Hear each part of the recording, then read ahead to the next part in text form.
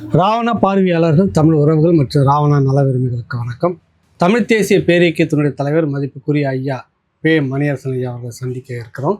கடந்த 2 மாத காலமாகவே உடல்நிலை நலிவுற்று ஓய்வில் இருந்த அவரை இன்று வேறு காரணமாக அவரை சந்திப்பதற்காக தஞ்சை வந்திருந்தேன்.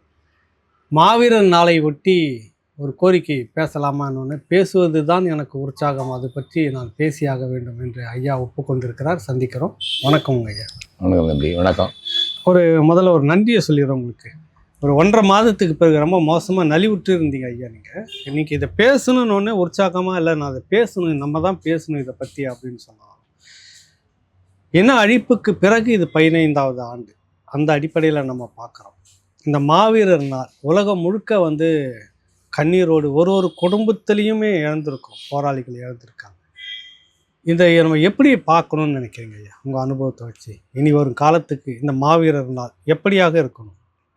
இந்த மாவீரர் நாளை எப்படி பார்க்க வேண்டும் என்று தமிழீழ தேசிய தலைவர் பிரபாகரன் அவர்கள் இதை தொடங்கும் பொழுதே சொல்லியிருக்காரு.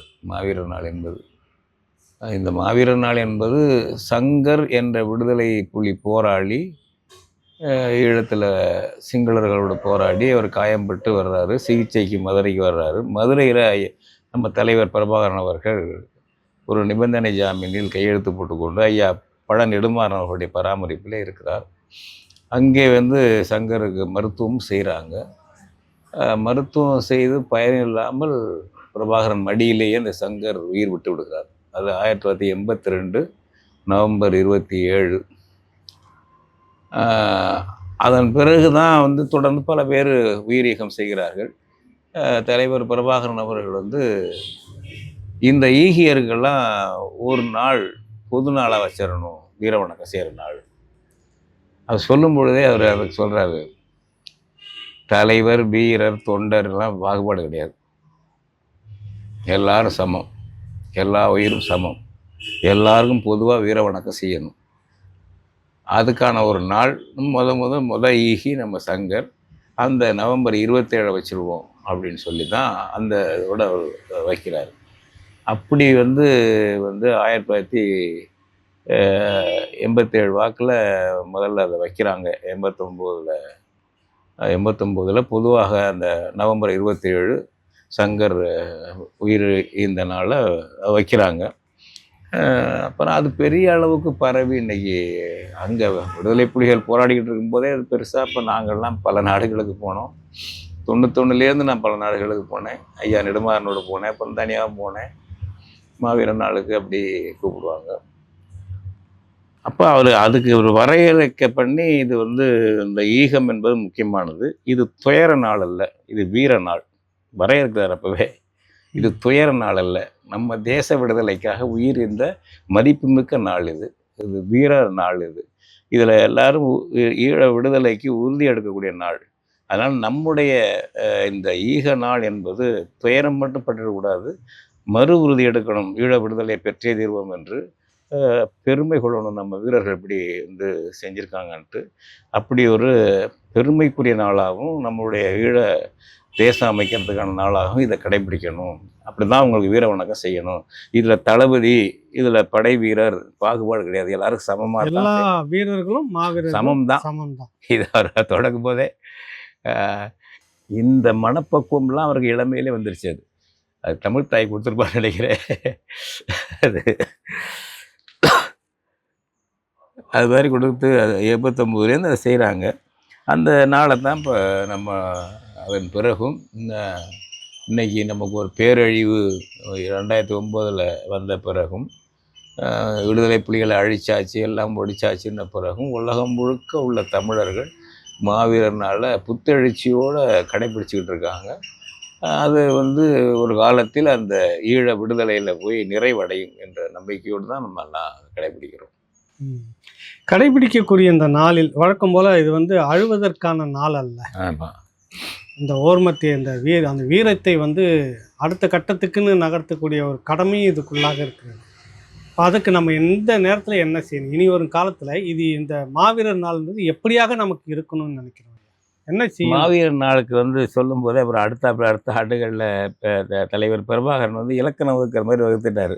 ம் முதலில் நீங்கள் வந்து விடுதலை ஈழ விடுதலைங்கும்போது உங்கள் மனம் விடுதலை அடையணும். ம் பேராசை, பொறாமை போன்ற கெட்ட குணங்களிலிருந்து நீ விடுதலை அடையணும் ம் அப்படிங்கிறாரு. ம் அதனால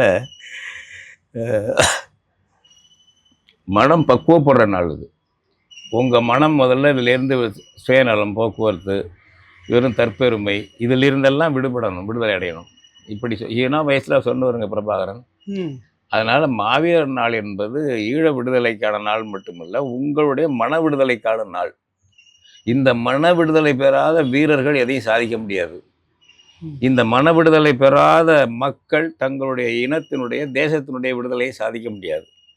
எனவே நம்ம வந்து தனிப்பட்ட முறையில் உள்ள நம்மக்கிட்ட உள்ள கெட்ட குணங்கள் எது இருந்தாலும், பேராசைகள் இருந்தாலும், பொறாமை போன்றவை இருந்தாலும் இதிலிருந்தெல்லாம் விடுதலை அடைஞ்சிடணும். அடுத்தது நம்ம தமிழ் ஈழம் அமைப்பதற்கு உயிர் போனால் போகட்டும், விரயமாக போக வேண்டியதில்லை, போனால் போகட்டும் என்ற உணர்வும் பெறணும். இந்த மனப்பக்குவத்தோடு தான் வந்து இந்த மாவீரர் நாளை கடைபிடிக்கணும் என்று இதற்கு பிரபாகரன் அவர்கள் இலக்கணம் வகுத்திருக்காரு, சொல்லியிருக்கிறார். ஆமாம், சொல்லியிருக்காரு, பதிவாகி இருக்குங்க. தொடக்கத்துல இந்த தெளிவு வந்துருச்சு. இளமையிலேயே நான் அப்பவே சொல்றது, அவரு இளம் வயசுலேயே ஒரு தேசத்தின் தந்தையாகி போனவர். வெளிநாடுகளில் போய் பேசும்போது சொல்லுவேன், இளமையிலேயே ஒரு தேசத்தின் தந்தையாகி போனவர் நம்ம பிரபாகரன். அந்த பக்குவம் இருக்கிறாரு சொல்கிறார். இல்லைன்னா சும்மா எடுத்தேன் கவல் தென் போயிருந்தால் யார் பேசுவார்? போய் அவர் வந்து ஒரு நாள், ஆண்டுக்கு ஒரு நாள் பேசுவார். மாவீரர் நாள் அன்றைக்கு பேசுவார், கொள்கைகளை அறிவிப்பார். ஆண்டு முழுவதும் உலகம் அவரை பற்றி பேசி கொண்டிருக்கும். அப்பொழுதே பேசுறாரு தான். அந்த அளவுக்கு தான் அவர் இருந்தார். தற்பெருமை, ஒரு வீராப்பு, அகம்பாவம் எல்லாம் இல்லை. உறுதி, மன உறுதி, தெளிவு. அது நான் தான் சொல்கிறேன், தமிழ்த்தாய் கொடுத்த கொடைன்னு நான் நினைக்கிறது. ஏன்னா அந்த இளம் வயசில் அது கிடைக்கிறது சாதாரணம் இல்லை. நாங்கள் 91 வந்து நெடுமாறையாவோட போனபோது மாவீரர் நம்ம தான் வெளியில் போகிறோம். நார்வே அங்கே போயிட்டு ஜெர்மனி தான் முதல்ல போனோம். சுவிட்சர்லாந்து அங்கே நம்ம தளபதி கிட்டு இருந்தார். அப்போ மாவீரர் நாளில் ஜூரிச்சில் நடக்குது. பேசும்போது கிட்டு ஒன்று கேட்டார், அருமையாக. அந்த அந்த அந்த அந்த உங்ககிட்ட கேட்டாருங்களா? இல்லை, பொதுக்கூட்டத்திலே கேட்குறாரு. பொதுக்கூட்டத்திலே தலைமை என்றால் என்ன கேள்வி கேட்குறாரு. இந்த நாற்காலியா, இந்த கதிரையா, அந்த பதவியா? தலைமை என்றால் கெப்பாசிட்டி, ஒரு கொள்கலன், அதில் எல்லாம் இருக்கும். அந்த கொள்கலன் தான் தலைவர் பிரபாகரன். இது ஒரு செட்டு. இது பிரபாகரனும் தளபதி கிட்டெல்லாம் ஒரு செட்டு மாணாக்கர்கள், ஒன்றா தங்கியிருந்த செட்டுகள். அந்த அங்கீகாரம் வருது பாருங்க. போட்டி, பொறாமை அதெல்லாம் இல்லை. தலைவர் என்றால் தலைமை என்றால் என்ன? எல்லாம் சேர்ந்த ஒரு கொள்கலன். ஒரு கொள்கலன், அதுக்கிட்ட எல்லாம் இருக்கணும். அதெல்லாம் உள்ளவர் தான் பிரபாகரங்கனாருங்க. 91 மாவீரர் நாள் வந்து நவம்பரில் நாங்கள் ஜெர்மனியில் பேசினோம். டிசம்பராக இருக்கலாம், இல்லை நவம்பர் கடைசியாக இருக்கலாம். ஜூரிச்சில் பேசினது. அதை வந்து அன்னைக்கு அவர் சொல்லும்போது எனக்கு மனசில் பதிஞ்சுது, கிட்டு சொல்லும்போது.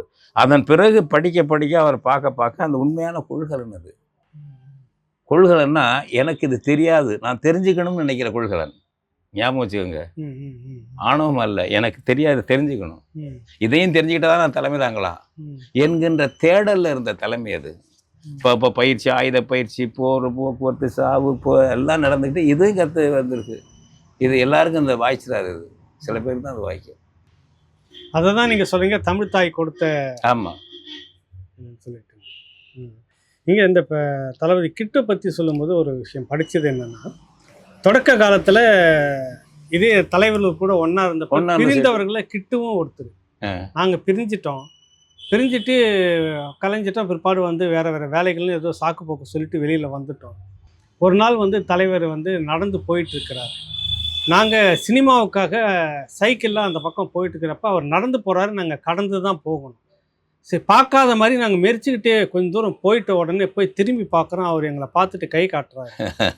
சரி என்ன பண்ணுறது சொல்லிட்டோமேனு இறங்கி வரோம்.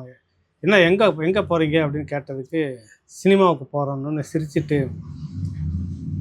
கடைசி வரைக்கும் நான் ஒருத்தராக இருந்தாலும் கூட நோக்கத்துக்காக மட்டும், அந்த நோக்கம் அடையிற வரைக்கும் என் உயிர் இதில் தான் இருக்கும், விலக மாட்டேன் நான், இதுதான் என்னுடைய நோக்கம் அப்படின்னு சொல்லி அனுப்புகிறாரு. நீங்கள் எங்கே இருந்தாலும் சரி நோக்கத்தை விட்டுறாதீங்க அப்படின்னு. அப்போ தான் எனக்கு தோணுச்சு, இந்த தலைவரை நம்ம விட்டுட்டோம், இனி விடக்கூடாதுன்னு நான் திரும்ப இணைஞ்சேன் அப்படின்றத ஒரு இடத்துல பதிவு பண்ணியிருப்பார். அதை பதிவு பண்ணியிருப்பார். இப்போ இப்படி தான் ஆயிரக்கணக்கான லட்சக்கணக்கான தளபதிகளும் போராளிகளும் எல்லாருமே மக்களும் கூட இருந்தாங்க. இந்த நாள் இன்னும் எப்படி கடத்தணும் அடுத்த தலைமுறைக்கு? இப்போ இந்த நாள் மாவீரன் நாள் என்பது நம்ம தலைவர் பிரபாகரன் சொன்னது போல் ஒரு துக்க நாளாக மட்டும் அதை துக்க நாள் தான். நம்ம வீரர்கள் லட்சக்கணக்கில் நம் மக்களும் வீரர்கள் வல்லாயிரக்கணக்கிலும் உயிரிழக்கம் செய்திருக்கிறார்கள். நினைவுறணும், அவங்க அஞ்சலுக்கு வீரவணக்கம் செலுத்தணும். அதே சமயம் நம்ம இன விடுதலைக்கும் நம்ம மொழியினுடைய மேம்பாட்டுக்கும் தாயக உருவாக்கத்துக்கும் மனிதகுல மேம்பாட்டுக்கும் உறுதி எடுக்கணும். அப்போ அது ஒரு புத்தாக்கமாக, ஒரு புத்துணர்ச்சியாக, ஒரு புது வேகத்தை மனிதகுலத்தின் ஒரு பகுதிக்கு பயன்படக்கூடிய வகையில் இதை கொண்டு போகணும் அப்படிங்கிறது தான் அவருடைய நோக்கம். அந்த வகையில் தான் நம்ம மாவீரர் நாளை ஒரு திவசம் கொடுக்குற நாள் மாதிரி நினைச்சிடக்கூடாது. முன்னோர்களுக்கு திவசம் கொடுக்குறோம்ல, திதி திவசம் கொடுக்கறது, அந்த மாதிரி நாளாக இல்லாமல் அதை செய்யணும். அதுபோல் இப்போ தமிழ்நாட்டில் மாவீரர் நாள் நம்ம கொண்டாடுறோம் அப்படின்னா, ஈழ விடுதலைக்கு இன்னுயிர் இந்த மாவீரர்களுக்கு உண்மையாக வீரவணக்கம் செலுத்துறதும், அவர்களை படிக்கிறதும், அங்கேருந்து படிப்பினைகளை எடுத்துக்கிறதும், அதே போல் தமிழ்நாட்டுடைய இன உரிமைக்கு தாயக உரிமைக்கு இந்த நாட்டுக்கு ஏற்ப அதை அப்படியே காப்பி அடிச்சல. அங்கே போர் கொரில்லா நடத்துனாங்க, அங்கே ஆயுத போடணும், இங்கே நடத்துகிறோம் அப்படின்லாம் காப்பி அடிக்கக்கூடாது. இந்த நாட்டுக்கு ஏற்ப மக்கள் திரள் போராட்டம், இந்த நாட்டுக்கு ஏற்ப எப்படி பண்ணலாம், பதவி பணம் விளம்பரம் மூன்றுக்கும் ஆசைப்படாமல் லட்சியத்தோடு எப்படி இருந்து செயல்படுறது என்ற உறுதியை தமிழ் பிள்ளைகள் ஆணும் பெண்ணும் தமிழ்நாட்டிலையும் எடுக்கணும். அவங்களுக்கு முதல்ல வீர வணக்கம் செலுத்தணும். அவர்களுக்கு நம்மளாலான உதவி என்ன செய்யணுமோ ஈழத்துக்கு அடுத்தடுத்து அதில் உறுதி எடுக்கணும். அதுலேருந்து நம்ம என்ன கற்றுக்கிறோம், இப்போ நமக்கு என்ன பெரிய துன்பம் இருக்குன்னா, தமிழ்நாட்டில் நம்ம தலைவர் பிரபாகரனை, விடுதலை புலிகளை பாராட்டுவோம், போற்றுவோம், எல்லாம் பண்ணுவோம். நம்ம ஒரு 10 நாள் சிறைக்கு போக தயாராக மாட்டோம். இதுதான் தம்பி பிரச்சனை. என்ன பயன் நான் கேட்குறேன். காரல் மார்க்ஸ் சொல்வார், பழைய வீரர்களை அதிகமாக புகழ்வார்கள், இவர்கள் வீரம் காட்ட மாட்டார்கள். இவ்வாறாக அவர்கள் வரலாற்று மாவீரர்களின் முதுகுக்கு பின்னால் ஒளிந்து கொண்டு வீரம் பேசுவார்கள். காரல் மார்க்ஸ் சொல்றாரு. அது அப்படியே பொருந்தது இல்லை சொல்ற படிச்சு இறைஞ்சி பாருங்க. அப்ப நான் என்ன சொல்றேன், விடுதலை புலி வடிவத்திலே இங்கே போராட வேண்டிய அவசியம் இல்லை. எதையுமே அப்படி காப்பி அடிக்கக்கூடாது.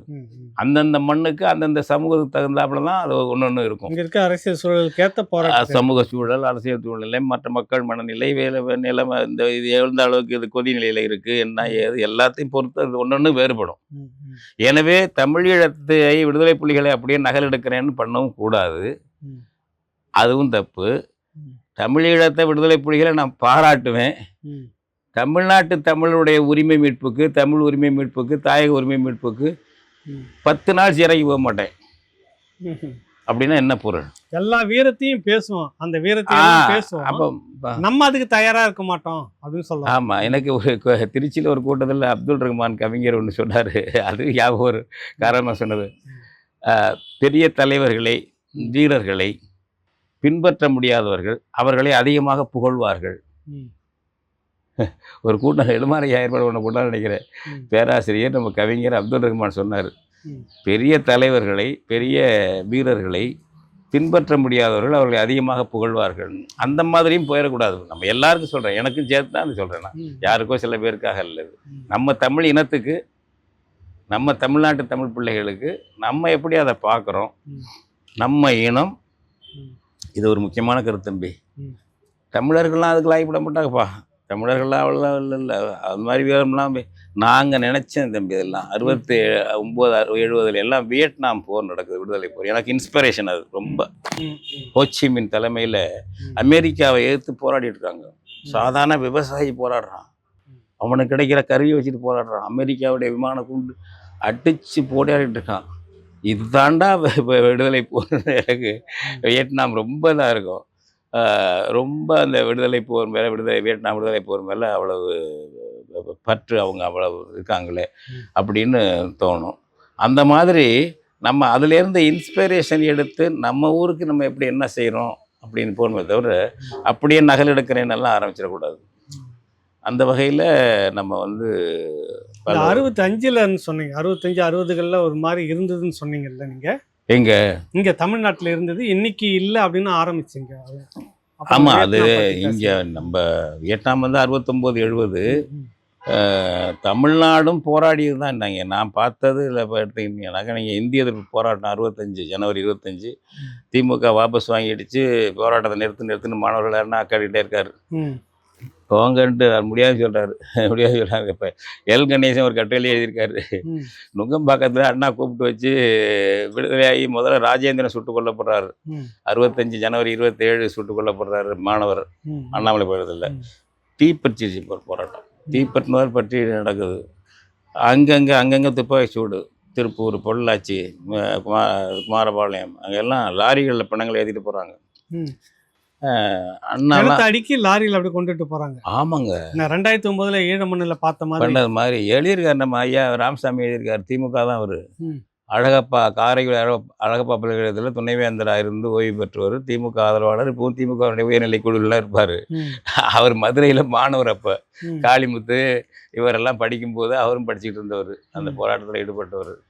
ராமசாமி, ராமசாமி அவரெல்லாம் அந்த 65 மொழி போர் நல்லா எழுதியிருக்காரு. அவரே எழுதியிருக்காரு. அந்த மாதிரி இப்போ கொண்டு போன இடங்களில் வந்து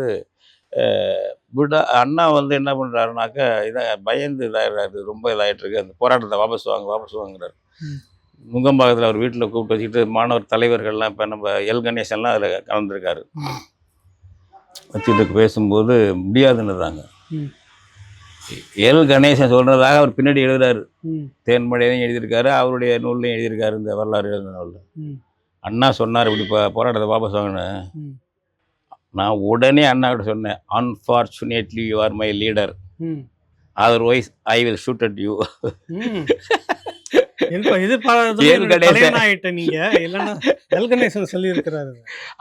அன்றைக்கு மாணவராக இருந்தவர் சொல்லியிருக்காரு.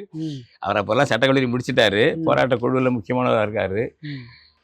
அந்த உணர்ச்சி அந்த காலத்தில் சொல்ல வர்றாரு. அதுக்காக சொல்ல வரேன். இப்போ அது அப்புறம் அவர் அண்ணாவுக்கு தொண்டராக இருக்கார், கருணாநிதி தொண்டராக இருக்கார், ஸ்டாலினுக்கு தொண்டராக இருப்பார். அது கொடுங்க. எல் கணேசன் அன்னைக்கு மாணவர்கள் திமுக மாணவர்களாக இருந்தாலும் கட்சி சார்பற்று வந்துட்டாங்க. முதன்னு 65 மொழி போரில் வந்து போராட்ட தலைவராக போட்டது ரவிச்சந்திரன், காங்கிரஸ் மாணவர். பெரும்பாலோர் திமுக தான். நான்லாம் திமுக தான். எங்கள் திருக்காட்டுப்பள்ளி சர் சிவசாமையர் உயர்நிலைப்பள்ளி போராட்ட குழுக்கு நான் செயலாளர். 11ஆம் வகுப்பு படிச்சுக்கிட்டு இருக்கேன். அப்போ மாணவர்கள் போராட்ட குழு நாங்கள் அமைச்சுக்கிறோம். எல்லா இடத்துலையும் அப்படிதான். நான் இந்த செங்குட்டுவன்னு ஒரு என்னுடைய அருமையான நண்பர், அவர் தலைவர் அந்த போராட்ட குழுவுக்கு, நான் வந்து செயலாளர். அந்த போராட்டக்கு தூண்டறிக்கை போட்டு நாங்களாம் போராட்டம் நடத்தணும்னு வச்சுங்க. அப்படி திமுக தான் பெரும்பாலும். காங்கிரஸையும் இணைச்சிக்கிட்டாங்க. யாரெல்லாம் கட்சி சார்பற்று நடத்தணும் அன்றைக்கு ஒரு பக்குவம் திமுக மாணவர்களுக்கு. அதான் ரவிச்சந்திரன் ஒருத்தர் காங்கிரஸ்காரர் தான் போட்டாங்க, சட்டக்கல்லூரி மாணவர். அவர் தான் போட்டாங்க தலைவராக. அதாவது சரியில்லை, அப்புறம் அவர் மாற்றிட்டாங்கன்னு வச்சுக்கோங்க. அப்புறம் தான் காளிமுத்து வந்தார். இது சீனிவாசன், விருதுநகர் சீனிவாசனை போட்டாங்க. அப்படி இருந்த மாணவர்கள் எப்படி ஒரு போராட்டம் நடத்தினாங்க அப்படிங்கிறது நம்ம ஊரே 65 மொழி போரே ஒரு அதைத்தான் சீரழித்து கொண்டு போய் வெறும் வாக்கு சேகரிக்கக்கூடிய ஆட்களை மாற்றி அப்படி ஒரு போராட்டம் இங்கே இருந்தது. மாணவர்கள் மாணவர்கள் சாதாரணம் இல்லை. 50 நாள் நடந்துச்சு. இவங்கெல்லாம் திமுக கருணாநிதி எல்லாம் போராட்டத்தை வாபஸ் வாங்கினா எவ்வளோ சொல்லி பார்த்தாங்க, முடியாதுன்ட்டாங்க. அப்புறம் அப்புறம் லால் பகதூர் சாஸ்திரி ஒரு வானொலியில் தோன்றி அவர் தான் பிரதமர், ஒரு வாக்குறுதி கொடுத்தாரு. வாக்குறுதி கொடுத்து வச்சுக்கிட்டு அப்புறம் 50ஆவது நாள் போராட்டத்தை நிறுத்தினாங்க. கிட்டத்தட்ட ஒரு 1000 பேர் அதுல இறந்துருக்கிறதா சொல்லி கூட இருக்கும். 600 பேர்னு சொல்றாங்க. ஆமா சொல்றாங்க, இருக்கலாம். ஏன்னா அவர் கணக்கே இல்லை, அதை துல்லியமா எடுக்கலை. இப்போ திருச்சின்னா திருச்சியிலேயே பல பேர் செத்துருக்காங்க. இப்போ போய் கேட்டு பாருங்க யாருக்கு என்னண்டு. மேலே புலிவார் ரோடு கீழே புலிவார் ரோடில் அங்கே சேர்த்தான்னு எல்லாம் ஒரு ராமசாமி சரியா ஆவணப்படுத்தல நம்ம இங்க ஆவணப்படத்தில் விட்டுட்டோம். அந்த மாதிரியான அரசு அமையலை. ம். அதை பயன்படுத்துகிற அரசா செய்கிற திமுக அரசு அது ஆவணப்படுத்துற அரசா அதன் இல்ல. மீது மதிப்பு மரியாதை கிடையாது. ம். இப்போ நீங்கள் அந்த தியாகிகளுக்கு ம். நினைவு சின்னம் என்ன பண்ணியிருக்காங்க? ம். 63 முதல்ல தீக்குளிச்சது வந்து கீழப்பழூர் சின்னசாமி. ம். அது அவர் தீக்குளிச்சது 1964 ஜனவரி 25. ம். இந்த போராட்டம் தொடர்றதுக்கு முன்னாடி ம். இந்த போராட்டத்தை உச்சகட்டமாக தொடக்கி விட்டது திமுக தான். ம். ஏன்னா 63ஆம் தேதி ஒரு சட்டம் வருது, ஒரு 63ஆம் ஆண்டு 63ல் இந்திய அரசினுடைய நிர்வாகத்துக்கான எப்படி இருக்கணும் என்னங்கிறதுக்கான ஒரு official language of the union act கொண்டு வர்றாங்க. ம். அதில் வந்து 65லே இருந்து இந்தி மட்டும்தான் இந்திய அரசினுடைய அலுவல் மொழியாக இருக்கும். இங்கிலீஷு இருக்காது. ம். ஏன்னா கான்ஸ்டியூஷனில் அப்படி தான் போட்டிருக்காங்க. ம். இந்த கான்ஸ்டியூஷன் செயலுக்கு வந்து 15ஆம் ஆண்டிலிருந்து ம். ஜனவரி 25லேருந்து இது ஹிந்தி மட்டும்தான் இருக்கும். ம். 343 ஆர்டிக்கிள் ம். ஹிந்தி மட்டும்தான் இருக்கும். ஒரே ஆட்சி மொழி அலுவல் மொழியா. ம். அப்படி அதை கொண்டு வர்றதுக்கு 63லேயே அதுக்கான ஒரு ஆக்டையும் போட்டாங்க ம். காங்கிரஸ் ஆட்சியில். ம். அந்த 63ஆம் ஆண்டு அந்த ஆக்ட் வந்த உடனே அதை எதிர்த்து திமுக பிரச்சாரம் பண்ணுச்சு. ம். கூட்டங்கள் போக்குவரத்து அதுலேருந்து தான் நாங்கள்லாம் கற்றுக்கிட்டோம். அப்படியெல்லாம் பண்ணாங்க. அப்படி அந்த எழுத்ததில் அந்த திமுகலாம் அதை உருவாக்கி எல்லாம் அந்த போராட்டத்தை வடிவமைச்சது. ஆனால் போராட்டம் வந்த பிறகு பின்வாங்கினது ஒரு பக்கம். 64 ஜனவரி 25 இருந்தாலும் தீக்குளிச்சார் திருச்சியில் ரயில்வே ஸ்டேஷனில். ம். அந்த அந்த கிழப்பழூர் சின்னசாமி பேரை சொல்லுவாங்க ம். தேர்தலில் வாக்குகிறது. அவருக்கு ஒரு சிலை கிடையாதுங்க. ம். சிலை இல்லை. ஒரு சிலை நினைவு சின்னம் கிடையாதுங்க.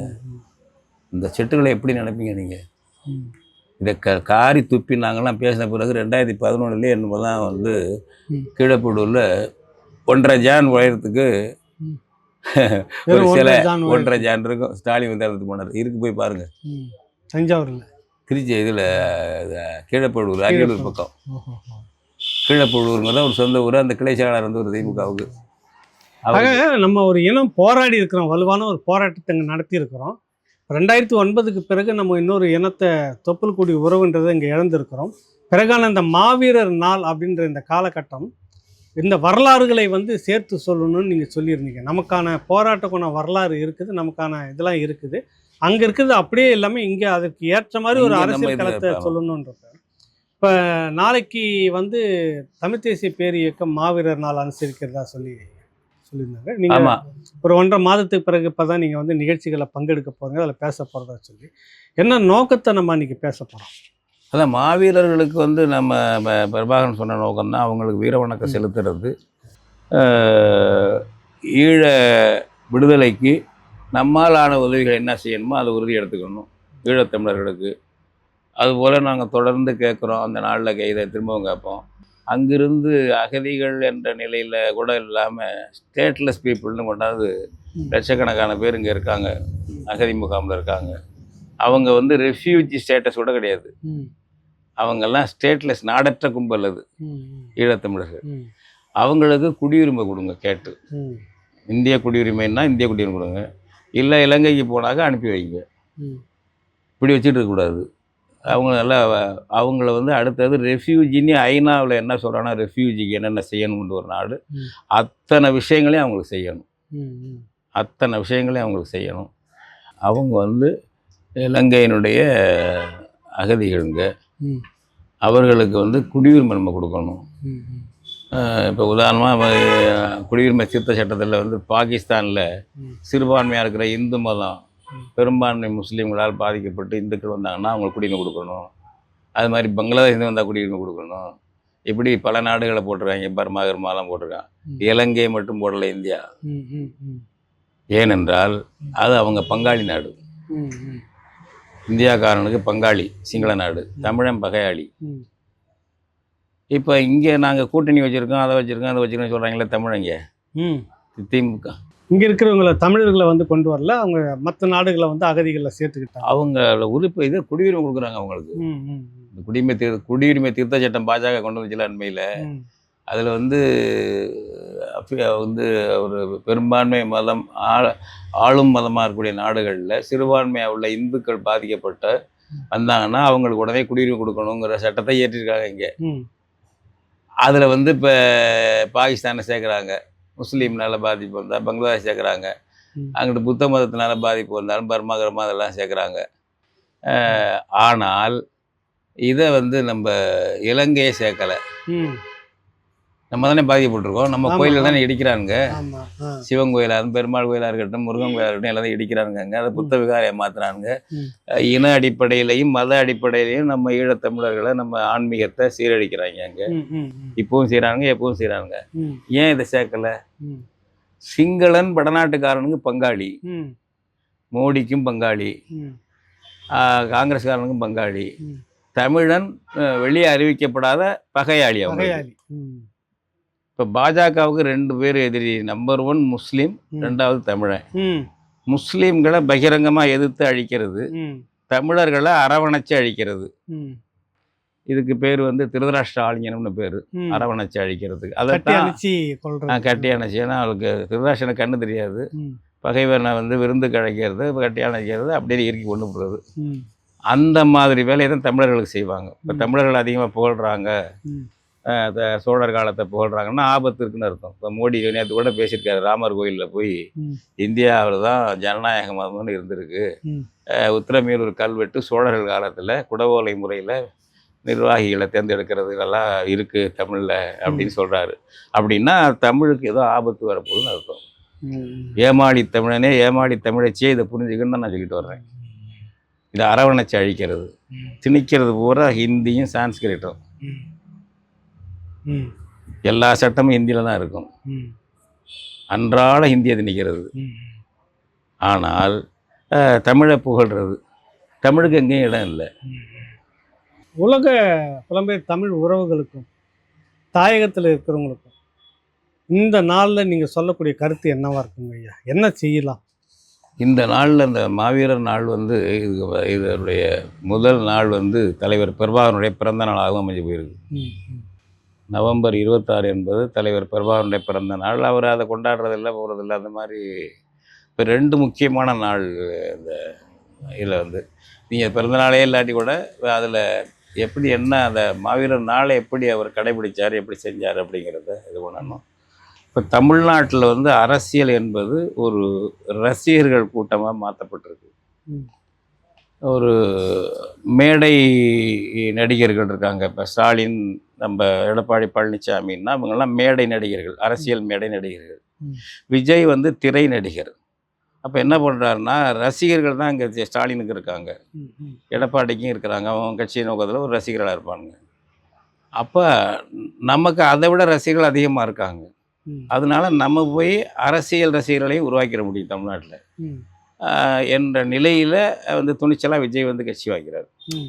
அப்போ தமிழர்கள் ஒரு ரசிகர்கள் கும்பலாக ஆணும் பொண்ணும் அங்கே போய் அடித்து சாவுது. ம். கரூரில் போய் பிள்ளைகளை தூக்கிட்டு மறுபடியும் காஞ்சிபுரம் பக்கத்தில் பிள்ளையை தூக்கிட்டு போயிருக்காங்க. ம். இது ஒரு ரசிக கும்பலாக ஒரு ஒரு பொறுப்பற்ற ஒரு 21ஆம் நூற்றாண்டுக்கு தகுதியற்ற ஒரு கும்பலாக நம்ம தமிழ் கும்பல் கணிசமாக மாறி இருக்குது. ம். இப்படிப்பட்ட இந்த நாட்டில் வந்து நம்ம ஒரு பொறுப்புள்ள லட்சிய அரசியலை எப்படி கொண்டு போகிறதுங்கிறது தான் பார்க்கணும். ம். ம். ம். நம்ம ஒரு போட்டி ரசிகர் கூட்டம்லாம் உருவாக்குறதுக்கு எல்லாம் விட வந்து இந்த ரசிக அரசியல் வந்து பொறுப்புள்ள ஒரு கொள்கை அரசியலாக எப்படி வர்றது அப்படிங்கிறதுக்கு நமக்கு எடுத்துக்காட்டாகத்தான் வந்து இந்த 20ஆம் நூற்றாண்டுலையும் 21ஆம் நூற்றாண்டுலையும் நமக்கு வந்து விடுதலை புலிகள் இப்போ அவங்க நிர்வாகம் நடக்கும்போதும் சரி, ம். ஒரு இரவில் நகையை போட்டுக்கிட்டு பெண்கள் 2 மணிக்கு போகலாம் ஈழத்தில் பிரபாகரன் நிர்வாகத்தில். ம். ம். அச்சம் இல்லை, ம். எந்த ஆபத்தும் இல்லை. ம். அப்படி தான் இருந்தாங்க. நீ நினச்சி பாருங்கள், ம். மது கிட்டத்தட்ட ஒழிஞ்சு போச்சு. ஆண் பெண் சமத்துவம், சமயங்களாக இருந்தாலும் சமத்துவம் தான். கிறிஸ்டினாக இருந்தாலும்ப்பா, நீங்கள் இந்துவாக இருந்தாலும் முஸ்லீமாக இருந்தாலும் சமம் தான். ம். ஒன்றும் இது இல்லை. அடுத்தவனுக்கு மட்டும் காட்டி கொடுக்காம இருங்க, அவ்வளோதான். ம். ம். சமந்தான் என்றது தூய தமிழ் எல்லாத்துலேயும். ம். நீதிமன்றமா, கடகண்ணியா, அலுவலகமா, எல்லாம் தூய தமிழ். கொஞ்ச நாள் இடைக்கால அரசு தானே, ஆமா, போர் இருந்தது. நடத்திக்கிட்டே நடந்துட்டு நடத்துறது நடந்துட்டு. நமக்கு எடுத்துக்காட்டாக இருக்காங்க. ம். இப்போ இந்த எடுத்துக்காட்டாக இருக்காங்கன்னா நான் என்ன சொல்கிறேன், நீங்கள் வந்து தமிழ்நாட்டுக்கு ஏற்ற வடிவத்தில் நீங்கள் வந்து பிரபாகரன் எடுத்த உறுதி எடுங்க. அவங்க ஆயுத போராட்டம் நமக்கு நாங்கள்லாம் தமிழ் தேசிய பேர் இயக்கம் தமிழ்நாட்டில் ஆயுத போராட்டம்லாம் வெற்றி பெறாது, அது பொருந்தாது இந்த ஊருக்கு. மக்கள் திரள் போராட்டம் அதில் சிறைக்கு போவோம், எல்லாம் போவோம். அந்த மாதிரி அவங்கள்ட்டேருந்து கற்றுக்கக்கூடிய நல்ல பண்புகளை கற்றுக்கணும். முக்கியமாக தலைவர் மைய அரசியல் என்பதை வந்து பிரபாகரன் விரும்பலை. அவருக்கு வந்து புகழ் தன்னா வந்துடுது, அவருடைய செயலால் வருது. யாரும் போய் பரப்பிக்கிட்டு கிடைக்கிட்டு அது ஒரு வேலையாக அவங்க திட்டம்லாம் வச்சுக்கிறது இல்லை. எடுத்துக்காட்டாக இப்போ இவர் இருக்கார்ல, ஃபாதர் கஸ்பர், அப்புறம் ஜெகத் கஸ்பர்.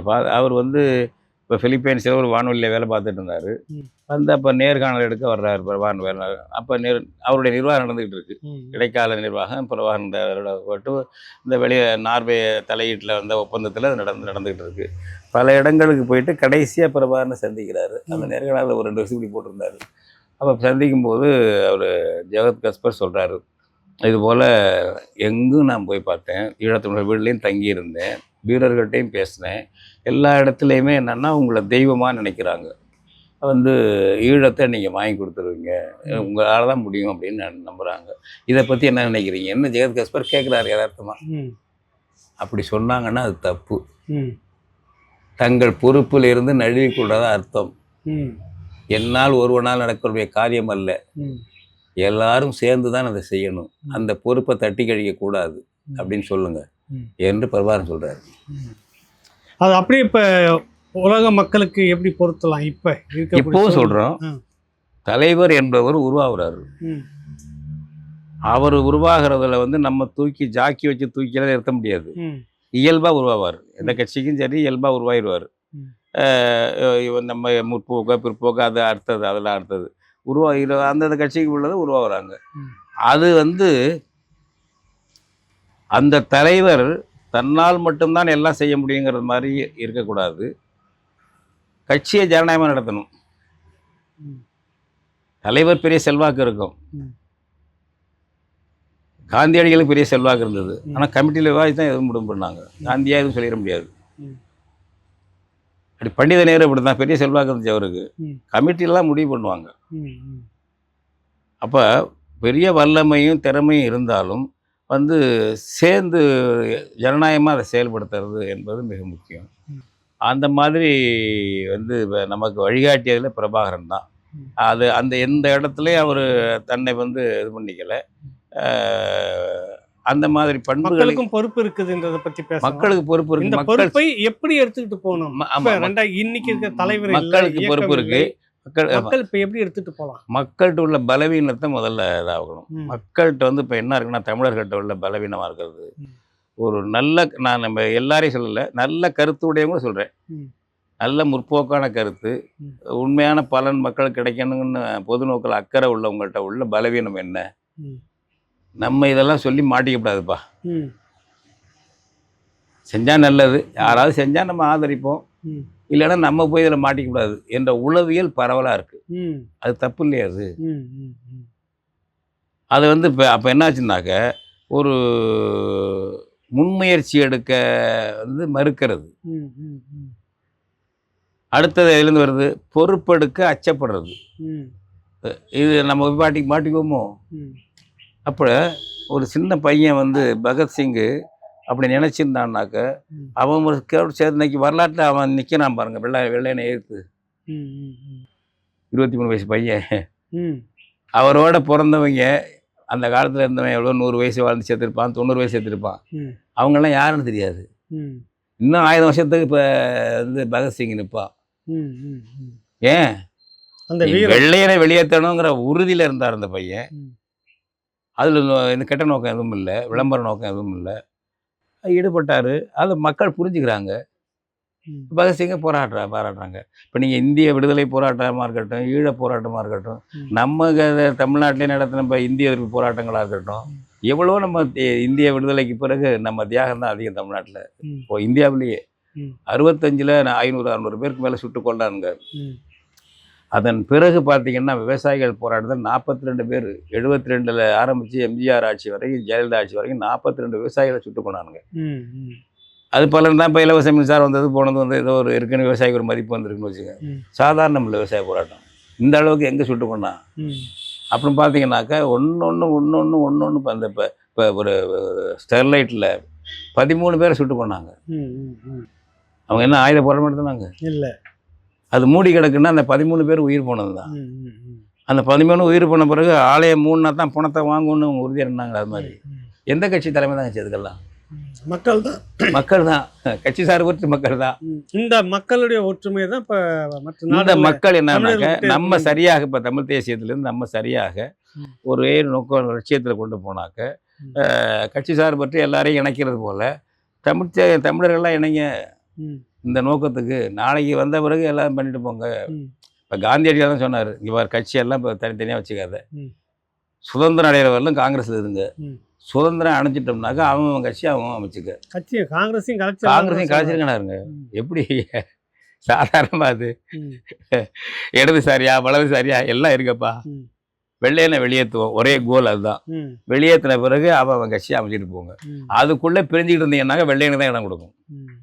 அதுபோல் இப்போ புலமேந்த மக்களில் ஈழ மண்ணிலையும் இங்கே கூட சேர்த்து சொல்லலாம், இப்படியாக இல்லாமல் இந்த நோக்கத்துக்காக ஒன்றுபட்டு இப்போ நம்ம வந்து நம்ம தமிழ்நாடு தாங்க பொறுப்பு அதிகம் இருக்குது. எல்லா ஈழத்துல சிறுபான்மை எண்ணிக்கை 30 லட்சம் பேர் 35 லட்சம் பேர், நாம தான் இங்கே வலுவா 8 கோடி பேர் இருக்கோம். தலைமை தாங்க வேண்டியது, வழிகாட்ட வேண்டியது தமிழ்நாடு. செதஞ்சு சின்ன கிடக்குறோம்.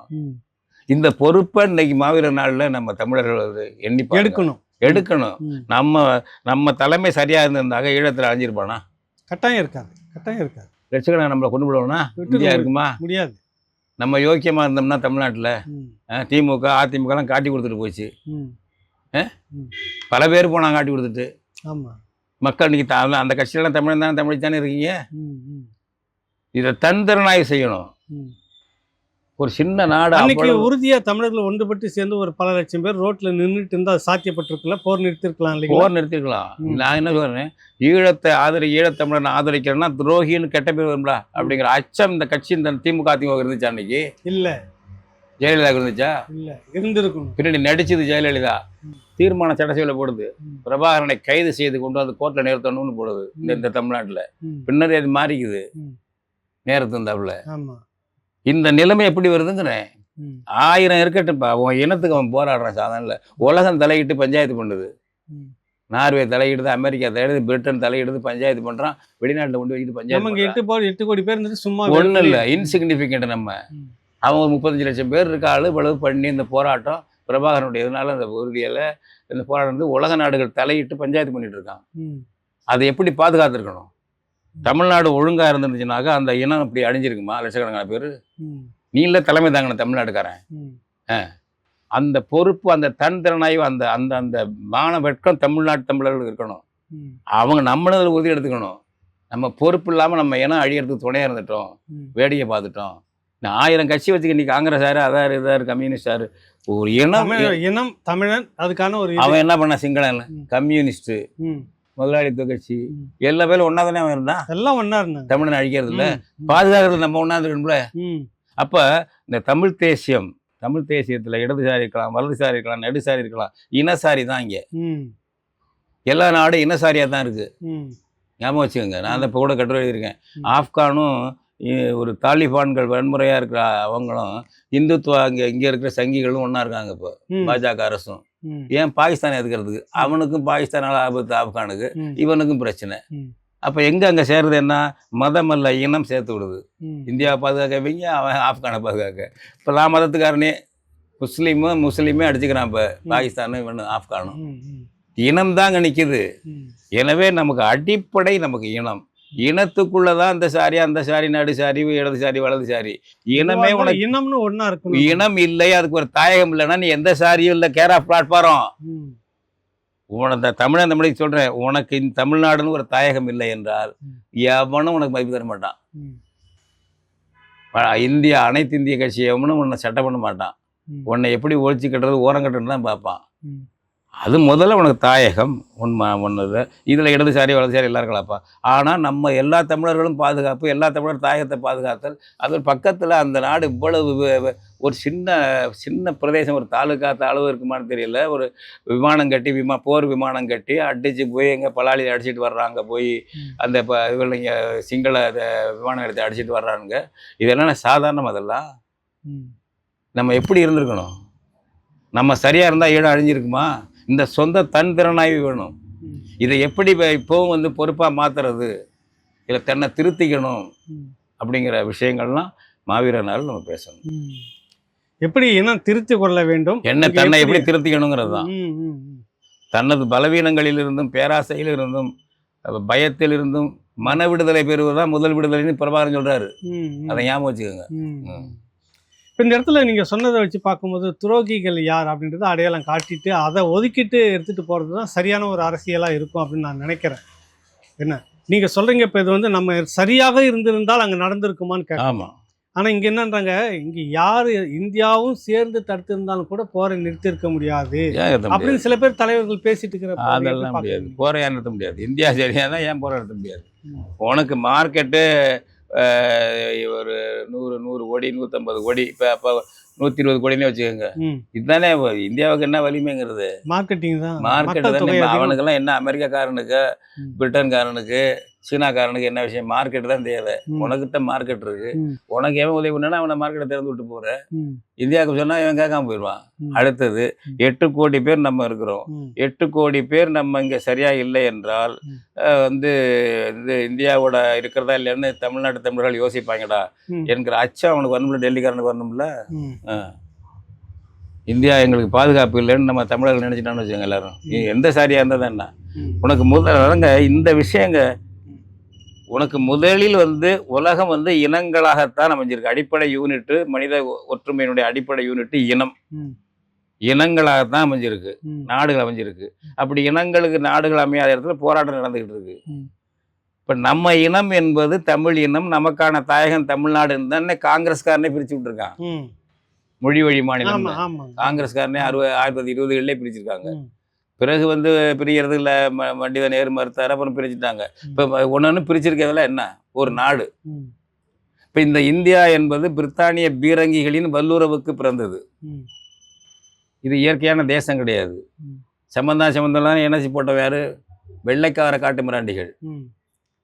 பிரெஞ்சு காட்டு மிராண்டிகளும் வெள்ளைக்கார காட்டு மிராண்டிகளும் இங்கே போர் நடத்துகிறாங்க, இது யாரா கைப்பற்றுறதுன்னு. அப்புறம் அவங்களுக்குள்ள உடன்பாடு வந்து ஒரு இடத்துல நீ புதுச்சேரியில் பிடிச்சி அதோட வச்சுக்க, இந்த பக்கம் நான் வச்சுக்கிறேன்னு இவங்கெல்லாம் பங்கு போட்டுக்கிறாங்க. இப்படி சூறையாடின இடங்க, மேற்கத்திய வணிக வேட்டையாடிகளால் சூறையாடப்பட்ட மண் இந்த இந்திய மண்டலங்கிறது. பல இனங்களை சம்பந்தம் இல்லாத இணைச்சி போட்டு ஒரு நாட்டை உருவாக்குறான்.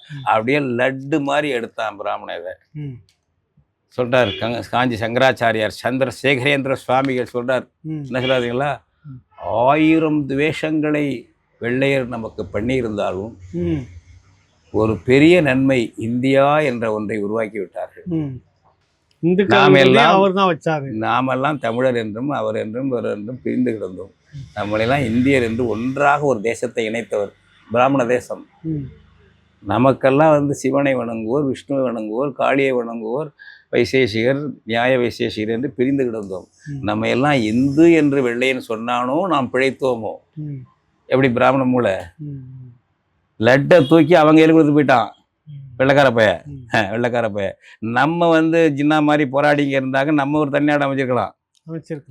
ஒரு அந்த சூழ்நிலை தான் என்னன்னப்ப தொடர்ந்து நம்ம வந்து நசுக்கப்படுறோம், நம்ம குரல்கள் நசுக்கப்படுகிறது. இங்கே இருக்கக்கூடிய அரசியல் தலைமைகள் சொன்ன மாதிரி இந்த 8 கோடி பேர் சேர்ந்து இனமாக நின்றிருந்தால் ஈழத்தில் அது விழுந்திருக்காதுன்னு சொல்ல வரீங்கல்ல. இனி வரும் காலத்தில் இந்த அரசியல் கட்சிகள் இந்த தமிழ் இனத்தை ஒதுக்கி விட்டு அரசியல் செய்தால் நம்ம தோற்கடிக்கப்பட்டுருவோன்ற எண்ணம் உருவாகணும் இல்லை, அதுக்கு என்ன செய்யலாம்? உருவாகி இருக்கு. இன்னைக்கு வந்து இப்போ நாங்கள்லாம் ரொம்ப 90லேருந்து அதை சொல்லிட்டு இருக்கோம். பிற்காலத்தில் வந்து இப்போ நாம் தமிழர் கட்சி தலைவர் சீமான் அவர்கள் வந்து நம்ம நாம் தமிழர் கட்சி தொடங்கி இந்த தமிழ் தேசியத்தை பரப்பி இருக்கிற விதம் இன்னும் கூடுதலாக இருக்குது.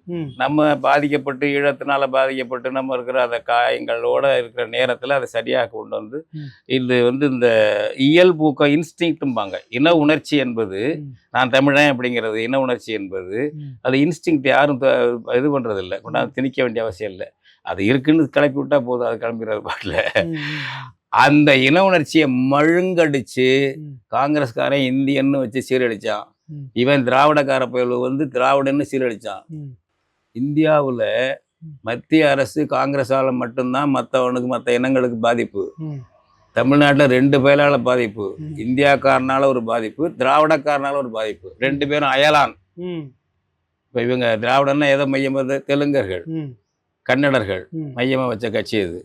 அது ஏன் ஈவேரா அப்படி சொல்கிறாரு? தமிழன்னா அந்த பயல்வன் நம்மளை எல்லாம் இது பண்ணுவானுங்க, சிறுபான்மைன்னு. இந்த பயல்வனுடைய பெரும்பான்மையை அழிச்சிட்டு போயிருந்தா காலடின்ட்டு இது அழிச்சு திராவிடம் தாண்டா என்று சொல்லி திணிச்சிட்டார். அந்த ஆள் சூழ்ச்சியான ஆள். ஈவேரா பெரிய சூழ்ச்சிக்கார ஆள். அதனால ஒரு இனத்தையே மாற்றி விட முடியுது. இந்தியாவில் எங்கேயாவது மாற்ற முடியுமா? பயல்வலை கேளுங்க, நம்ம பயல்வலை முடியாது. எவன் இனத்தையாவது மாற்ற, மலையாளியை மாற்ற முடியுமா? அவன் கம்யூனிஸ்ட்டு. மலையாளியை மாற்ற முடியுமா? அவனை வங்காளி கம்யூனிஸ்ட்டு. அதெல்லாம் இல்லை, பார்க்க மலையாளி வங்காளியில் அவனை சொல்லுங்க பார்ப்போம். இனத்தை எவனும் விட்டு தர மாட்டான். இனத்துல கை வச்சவங்க இங்கே தமிழ்நாட்டில் ஏமாந்த பயில்வன் நம்ம. காயம்பட்ட புலி போல இருக்கணும் தமிழனும் தமிழச்சியும். இப்போ ஓ இனம் இந்த பாரு, நீ வலதுசாரியாரு, நான் சிம்ப சொல்கிறேன், நீ வலதுசாரியாரு இடதுசாரியாரு முதலாளித்தவாதியாரு தொழிலாளித்தவாதியாடா. இனம் உனக்கு முதல்ல வேணும். உனக்கு ஒரு தாயகம் இருக்கணும். இருந்தால் தான் நீ கிழிப்ப. சோசியலிசம் கொண்டு வரேன், அதை கொண்டு வரேன், இதை கொண்டு வரேங்கிறது உனக்கு இடம் இருந்தால் தான் கிழிப்ப. உனக்கு இல்லாமல் அவனை வடநாட்டுக்காரனை சார்ந்திருந்தீங்கன்னா நீ என்ன தங்க சோசியலிசம் கொண்டு வர போகிற? இன்னைக்கு கம்யூனிஸ்ட் சக்தி என்ன? அதனால இனம் அடிப்படையானது. இன அடிப்படையில் தான் இந்தியாக்காரனே மாநிலங்களை பிரிச்சிருக்கான். அந்த உரிமையெல்லாம் வெள்ளைக்காரன் கொடுத்த உரிமைகளை பறிச்சிருக்காங்க. காங்கிரஸ்காரனும் பாஜகனும் பறிச்சுக்கிட்டு இருக்காங்க. இந்த உரிமைகளெல்லாம் நம்ம மீட்பது எப்படி? மாவீரர் நாள் என்றால் வீரவனுக்கு அங்கே செலுத்துறது மட்டுமல்ல, நம்ம உரிமைகளை மீட்பது எப்படி என்பதை சிந்திக்கணும், பேசணும். இன்றைக்கு வளர்ந்து வருது, நம்பிக்கையோடு செய்யலாம். ஏன்னா அது எடுத்து விட்டு அது பண்ண பாஞ்சிடும். நம்ம யாரும் சொல்லி எல்லாம் உண்டாக்க வேண்டியதில்லை. அவன் வளர்ந்து வர. இப்போ திமுகவில் இருக்காரு, நம்ம திட்டினா வருத்தப்பட மாட்டாங்க. திகாவலர்கள் அவன் தமிழன் தானே, வேற இனமா இருந்தா இது பண்ணுவானுங்க. தமிழங்க அங்கே இருக்காங்கல்ல, நீங்க எவ்வளவுதான் பேசுங்க, அவன் அப்பா ஐ தாத்தா பாட்டி தமிழன் தானே, தமிழிச்சு தானே. அதனால திராவிடத்துல இருக்கிற ஆட்களே கூட அடிமனசுல தமிழன் தான் இருப்பாங்க, விட்டுற மாட்டாங்க. அது இயல்பு உணர்ச்சி, நம்மளா ஊக்கப்படுத்தி உண்டாக்குறது இல்லை அது. அதனால இது நல்ல இதாக இருக்குது. இன்றைக்கி வளர்ச்சி பெறுது. நாங்கள் இப்போ அண்மையில் தான் அமெரிக்காலாம் போயிட்டு வந்தேன், வட அமெரிக்கா மலேசியாலாம் போனேன். எக்கச்சக்கமான எழுச்சியாக இருக்குது. இப்போ தமிழ்நாட்டில் எழுந்த இந்த தமிழ் தேசிய எழுச்சி என்பது உலகம் பூரா வாழக்கூடிய தமிழர்களிடமும் பரவி இருக்கு. நம்ம தமிழ் சமூகம் என்பது 2 வகையில் உலக சமூகமாகவும் இருக்குது. உலகத்தில் பல நாடுகளில் நம்ம தொழில்நுட்பம் வேலைகளில் போகிறாங்க. ஈழத்தில் நமக்கு ஏற்பட்ட பேரழிவில் அந்த மக்கள் பல நாடுகளுக்கு போனாங்க. அதில் இன்னொரு மறுபக்கம் நன்மை என்னன்னா, ஒரு சர்வதேச சமூகமாக நம்ம தமிழ் சமூகம் வாழ்ந்துகிட்டு இருக்கு. எனவே நமக்கு நல்ல பலம் இருக்கிறது, வாய்ப்புகள் இருக்கிறது. அதனால் நம்ம தமிழ் தேசியத்தை முன்னெடுத்து கொண்டு போகணும் என்பதையும் சேர்க்கணும் இந்த மாவீரர் நாளில். நல்லது, சரியான ஒரு பாதையை நமக்கு இதுதான் இப்படித்தான் அப்படின்றத தெளிவாக சொல்லியிருக்கீங்க ஐயா. நன்றி. நன்றி தம்பி, நன்றி. என்னுடைய நிறுவனமான S health care solution multi speciality physiotherapy clinic Shanti colony, Anna Nagar, சென்னையில் 15 வருடங்களுக்கு மேலாக இயங்கி கொண்டு வருது. சென்னையில் பல பகுதியில் எங்களுடைய பிரான்ச்சஸ் இருக்குது. மேலும் இதை தொடர்பு கொள்வதற்கு 9600038046 அப்படிங்கிற எண்ணை தொடர்பு கொள்ளலாம். அல்லது 9150211185 அப்படிங்கிற எண்ணுக்கு தொடர்பு கொள்ளுங்கள். உங்களுடைய ஆலோசனைக்காகவும் அப்பாயின்மெண்ட்டுக்காகவும் இந்த நம்பரில் தொடர்பு கொள்ளலாம். உங்களுடைய சந்தேகங்களுக்கு வாட்ஸ்அப் மூலியமாகவும் எங்களிடத்தை தொடர்பு கொள்ளலாம். உங்களோட சந்தேகங்களை நீக்கிறதுக்காகவும் ட்ரீட்மெண்ட் குறித்த தெளிவான விளக்கத்தையும் நான் உங்களுக்கு வாட்ஸ்அப் மூலியமாக சொல்கிறோம். ஆன்லைன் கால்லையும் எங்கள்கிட்ட அப்பாயின்மெண்ட் இருக்குது. நீங்கள் வர முடியாதவங்க அந்த ஆன்லைன் வசதியை பயன்படுத்தி கொள்ளலாம். 16 ஆண்டுகளாக சிறையில் இருக்கிறார். ஈழத்தமிழர்களுக்காக போராடி அந்த போராட்டத்தில் சட்டப்படி அவர் தண்டிக்கப்பட்டிருக்கார். ஆமாம், ரொம்ப அந்த அம்மா ஏதோ ஒரு சின்ன வேலை செய்து அந்த பிள்ளைங்களை இது வரைக்கும் கொண்டுட்டு வந்துட்டு இருக்கிறாங்க. சமாளிக்க முடியல. மருத்துவம் மெரிட்டில் தான் கஷ்டப்பட்டு படித்து தான் வந்திருக்குங்க பிள்ளைங்க. அது நிறைய பேர் பங்கெடுத்துக்கிட்டாங்க. 2 ஆண்டுகள் ஓடிட்டு இருந்தது. இப்போ இந்த முறை ரொம்ப சிக்கலாக இருக்குது அப்படின்னு கடிதம் உறுதியாக ஈழத்தமிழர்கள் மட்டும் இல்லை, உலகம் முழுவதும் பரவி நிறைய எல்லா தமிழர்களும் இந்த மாதிரி தமிழர்களும் ஒருங்கிணைந்து ராவணா வலையொலியின் ஊடாக உறுதியாக அந்த ஈழத்தமிழர்களுக்காக போராடி இன்றைக்கு சிறையில் ஆடிக்கொண்டிருக்கிற அந்த ஐயாவுக்கு நம்ம உறுதியா, ஏன்னா அடுத்த தலைமுறைன்றது அவங்க அதுதான். அது முடியாம அவர் உள்ள இருக்கிறாரு. அந்த பிள்ளைங்க படிச்சு மேல வரணும். யாரும் ராவணாவுக்கோ அல்லது என்னுடைய என்னுடைய இதுக்கோ எந்த இதுவும் நேரடியான பணத்தொகை எதுவுமே அனுப்ப வேணாம். அந்த முகவரியை, அவர்களுடைய சம்பந்தப்பட்ட அந்த மாணவருடைய முகவரியை நான் உங்களுக்கு கீழே கொடுக்குறேன், வங்கி கணக்கு எல்லாத்தையுமே. அதுக்கு நீங்கள் வந்து உங்களுடைய ஆதரவை தெரிவித்தா போதும், நேரடியாக அவங்களுக்கே அனுப்புனா போதும், அவங்கக்கிட்ட போய் சேர்ந்தாவே போதும் அப்படின்றது அந்த நேரத்தில் உங்கள்கிட்ட வைக்கிற கோரிக்கை. எல்லாரும் உதவி செய்து உதவுமாறு கேட்டுக்கொள்கிறேன்.